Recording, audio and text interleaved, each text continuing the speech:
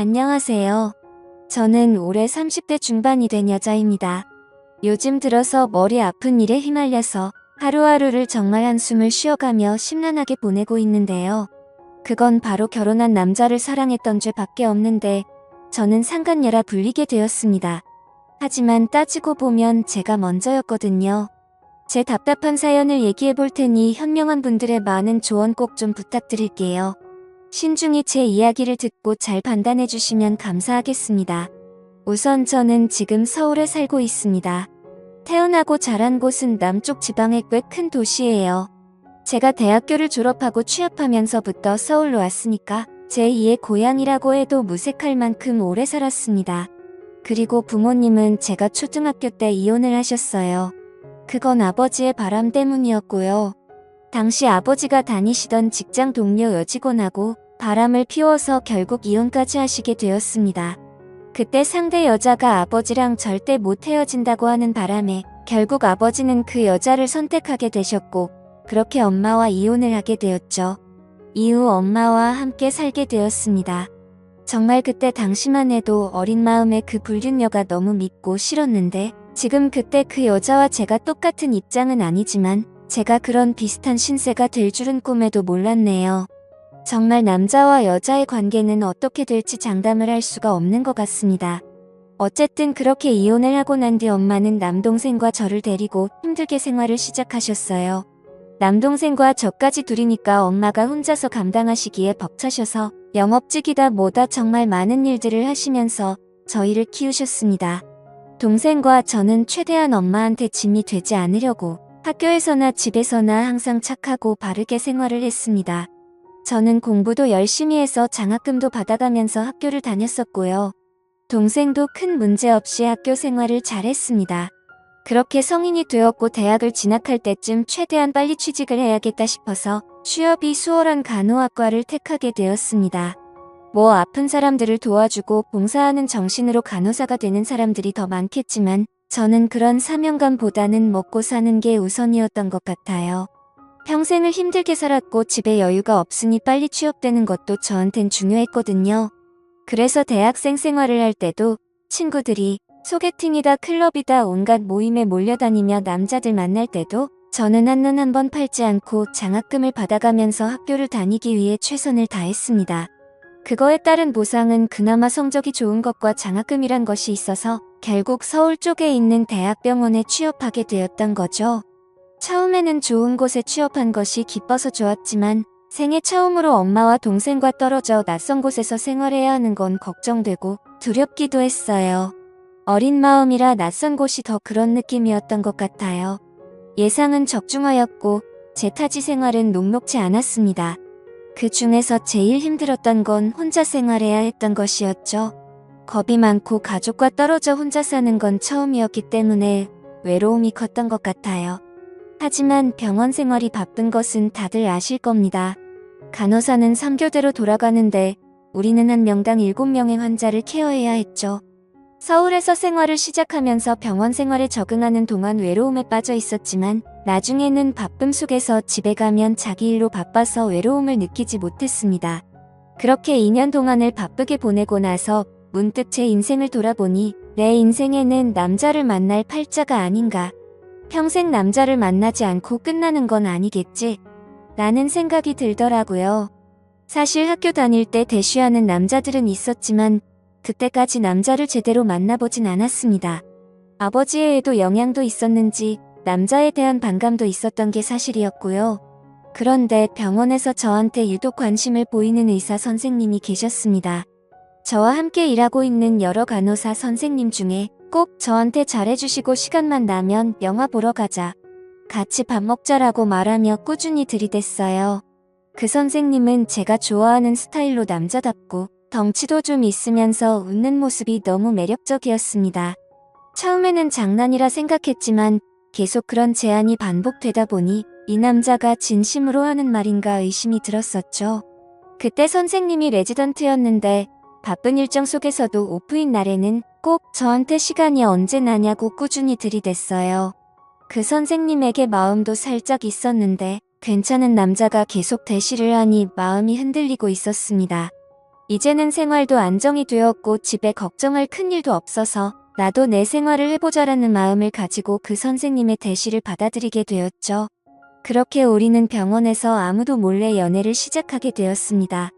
선생님은 학교를 3수 끝에 의대에 진학해 생각보다 나이가 더 많았지만 제게는 나이 차가 큰 문제가 되지 않았어요.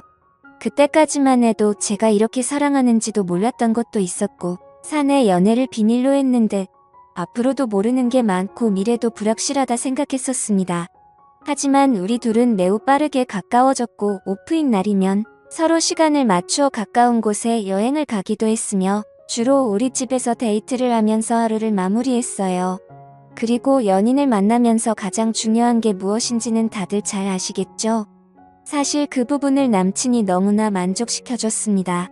남자를 제대로 만나본 건 이 사람이 처음이었고 그 사람도 나와 처음 함께 지새운 날 너무나 감탄했어요. 자신은 여태 그런 적이 없었다며 정말 참을 수 없다고 터놓았어요. 그러나 우리는 그게 정말 잘 맞았습니다. 그렇게 함께 보내는 시간이 너무 즐겁고 좋았죠. 그 사람은 성격까지 자상하고 다정해서 나에게도 너무 잘해주었고 같이 있으면 못하는 요리 실력으로 스파게티도 만들어주며 깜짝 파티도 해주었습니다. 그는 언제나 제게 부르는 대로 달려와 주었고 나를 너무나 아끼는 모습이 느껴져서 정말 제게는 차고 넘치는 남자였죠. 뿐만 아니라 남들에게 비밀로 하고 연애를 한다는 그 자체도 스릴이 있고 뭔가 모르는 설렘이 더 크더라고요. 그때는 정말 마음이 주체가 되지 않았습니다. 하루는 둘이 병원에서 야간 근무가 걸렸던 날이었어요. 둘이 사귀기로 하고 얼마 되지도 않았는데 그 심정을 아실 거예요. 지금도 그렇지만 둘이 너무 잘 맞으면 초반에는 더 떨어져 있기가 싫더라고요. 남친을 제대로 사귄 건 처음이나 다름없었던 나였기도 했고 저를 너무 예뻐해주는 남친과 계속 붙어있고 싶었습니다. 결국 서로 눈이 맞아서 아무에게도 말하지 못할 비밀도 생기고 말았고 은근히 즐겼던 것 같네요.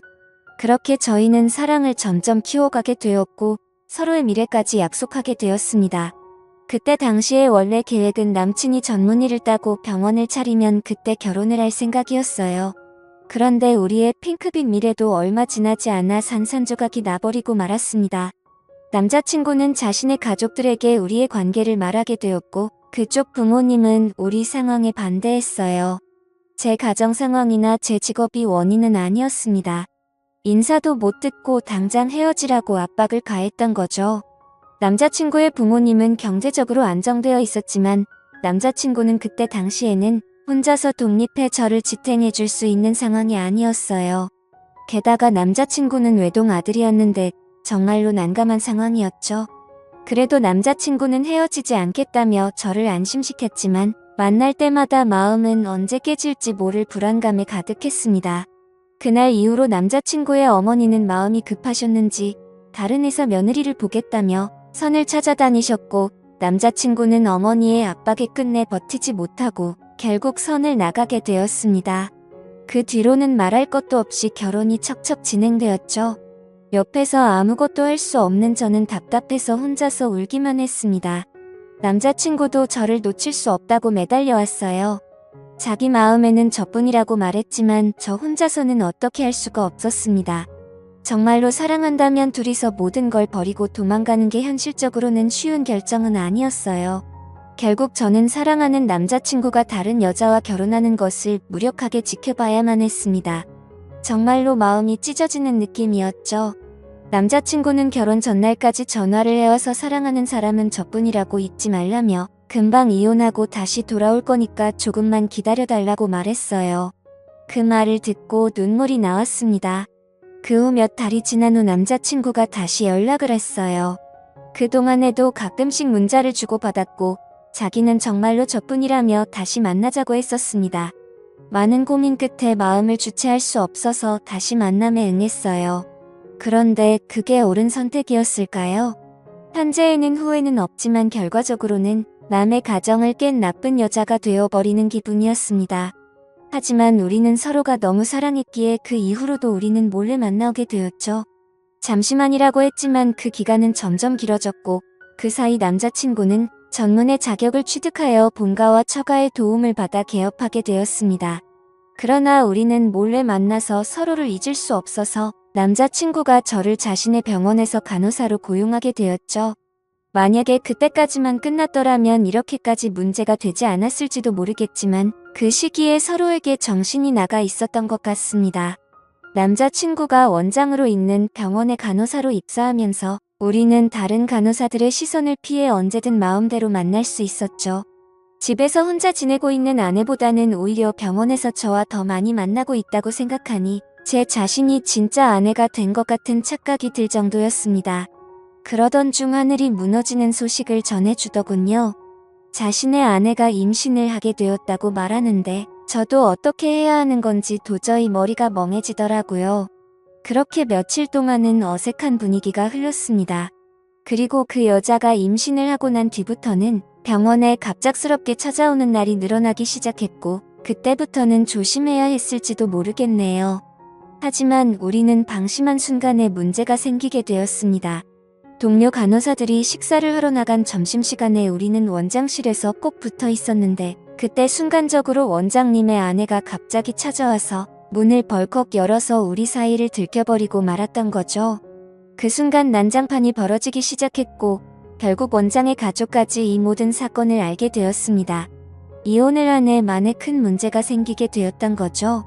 저는 아내 쪽에서 손해배상 청구와 상간녀로 고소당한 상태이고 이런 상황에 처하게 되어 정말 당황스럽고 힘들어졌습니다. 그러나 저는 남자친구와 그 여자보다 먼저였다고 생각하고 싶어요. 저는 상간녀가 아니라고 주장하고 싶습니다. 왜 나만 나쁜 여자로 몰리는 거죠? 그리고 원장의 부모님도 정말 원망스러울 따름입니다. 서로가 사랑을 할 때 그냥 받아주셨다면 이런 문제가 생기지 않았을 텐데 싶은 마음에서요. 지금은 남자친구의 결정을 기다리고 있습니다. 아내에겐 태어나지 않은 아이와 든든한 가족이 있지만 저는 남자친구의 진심 어린 사랑을 받고 있기 때문에 기다리고 있어요. 그는 자신도 이 사태가 정리될 때까지 마음을 숨기지 않겠다고 말해주었어요. 정말 답답한 상황에서 이렇게 사연을 나누어 보고 싶었습니다. 저는 정말로 나쁜 여자로 여겨져야 하는 걸까요? 저는 그 남자와 먼저 사랑을 시작했는데 왜 이렇게 억울한지 이해가 가지 않습니다. 사랑이 죄라면 죄라고 말하고 싶어요. 부디 현명한 조언 부탁드립니다. 오늘의 사연은 여기까지입니다. 여러분들의 생각은 어떠신가요? 사연 들어주셔서 감사합니다.